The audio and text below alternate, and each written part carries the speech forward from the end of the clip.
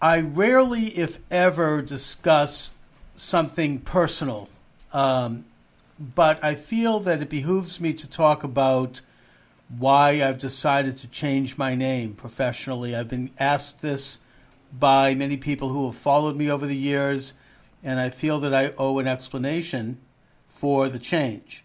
In case you haven't noticed, which is fine, I have changed my name professionally from Chuck Morse to Charles Moscowitz, and I need to explain my thinking behind that.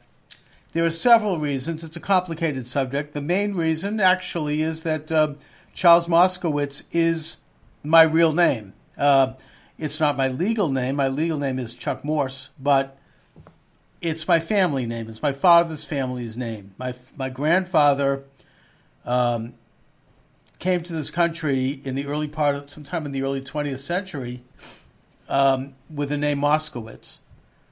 And as did other members of his family. They were all named Moskowitz.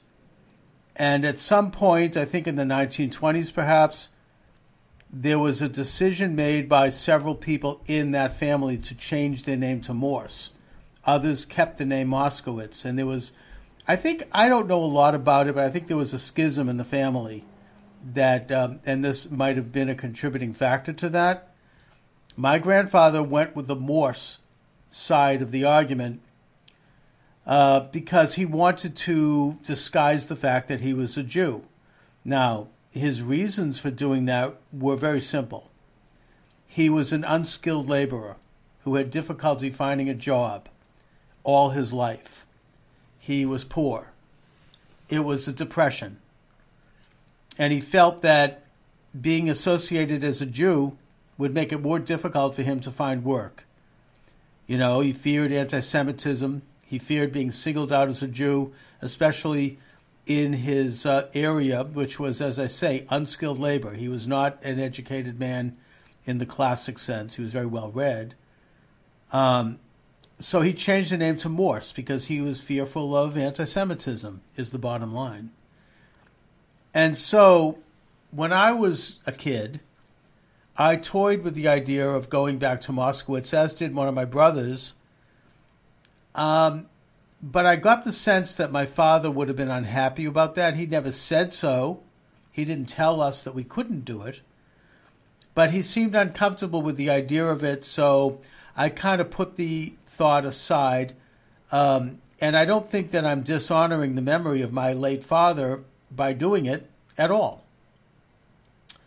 But I think that it initially was something that I did consider at the time. I am turning it back to Moskowitz for professional reasons. The name remains Morse in my private life and legally. But I'm going to be honest, and there are several reasons why I've decided to do this now. One of the reasons is because my politics at this point and my open and public support for the President of the United States, Donald J. Trump, and several other areas that I've decided to explore, such as looking at anti-Israel activists and anti-Semitic or anti-Jewish thinkers and interviewing these people to find out what makes them tick, and several other factors have led me into areas that are viewed conventionally as very controversial amongst liberals, and that's where I live. I live in a liberal land. You know, I mean, I have a liberal family. I have a liberal wife. I have a liberal daughter. I belong to a liberal synagogue. My parents and my in-laws and my relatives and my friends, as my wife's, are all liberal, in some cases way out on the left, I point out. And since President Trump has been elected, or even before he was elected, it has become very difficult for me to function in my private life. Let's just put it that way. I don't want to go into details, but I will tell you that I can name several situations where I lost opportunities because I was associated as a supporter of President Trump. And and I had to keep a low profile. I'll name one, which was that I was a host of a television program at Boston Neighborhood Network, which is a pretty big station here in Boston. And I had to leave because when Trump was elected, the reaction in Boston was so violent and so horrified. And at the time, my daughter was applying for college. It was felt by my wife, and I agreed with her, that my being publicly associated with supporting President Trump could hurt her chance to get into college. And I think that that is true, by the way. You know, these people were there was such a rabid, hysterical reaction to his election in my circles that if any hint of that could have hurt her. You know, I mean, my wife disavowed any association with my politics. She had to lie about it in various situations. And I had to leave the program. There were a couple of other situations that I had to no longer be involved in because of that.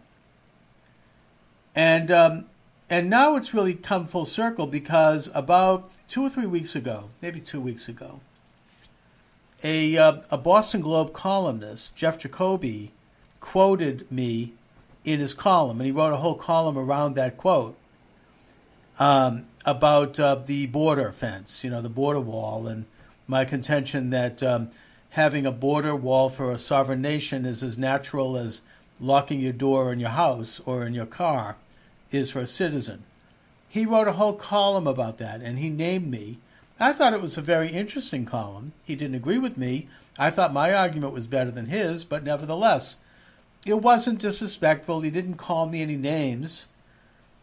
But my family was so upset to see my name in print in the liberal Boston Globe and associated with President Trump that it was suggested to me in strong language, I might add, that in order for me to continue doing my radio and my media and my blogging and this program, I would have to change my name because they could not be associated publicly with me anymore. They were embarrassed.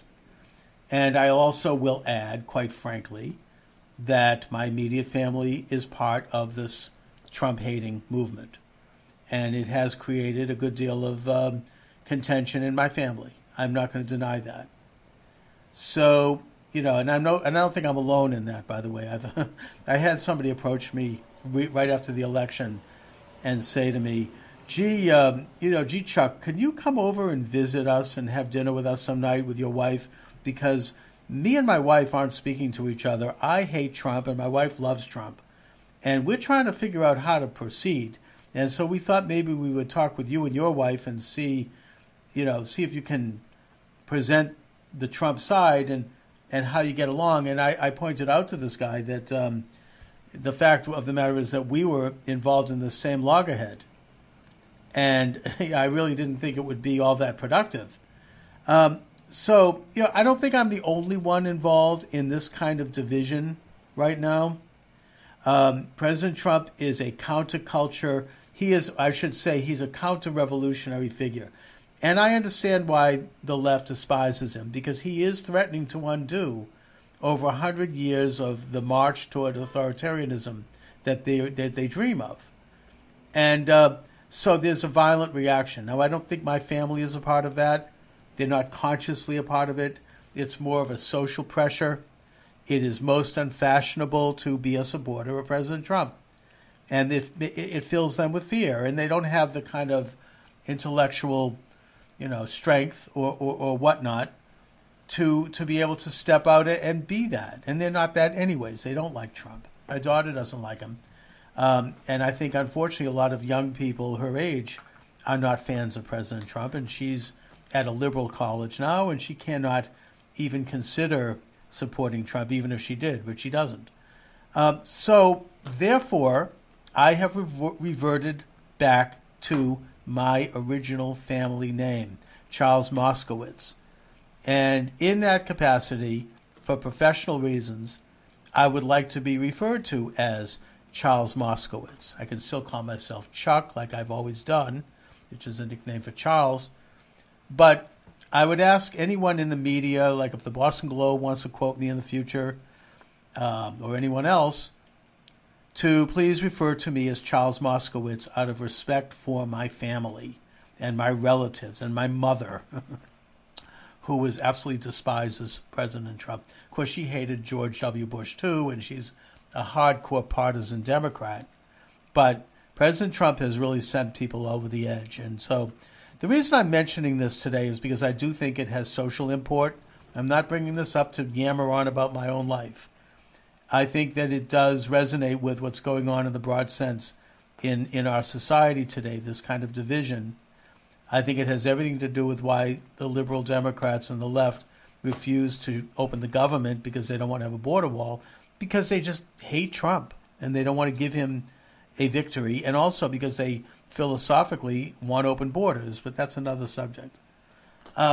Suffice it to say that moving forward, I will be rebranding myself publicly, in the media anyways, as Charles Moscowitz. I continue to go by Chuck Morse in my own life. I actually attend college classes myself now, and in college I'm Chuck Morse. And in my private and professional endeavors other than media, I'm Chuck Morse. But I would ask people watching this video to understand that if I am to be referred to in any way associated with the media, please respect my wishes and call me Charles Moscowitz. So that's the story. To me, it's a fine name anyway. It feels very generic to me because it actually is the original name of my family. It means something. It means son of Moshe, son of Moses. That's where Moskowitz means. When you see Witz, it means the son of in Slavic.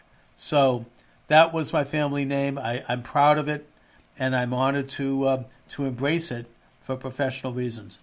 Anyway, thanks for bearing with me on this topic, and I shall return shortly with another program. So have a great day, everyone, and thanks for watching.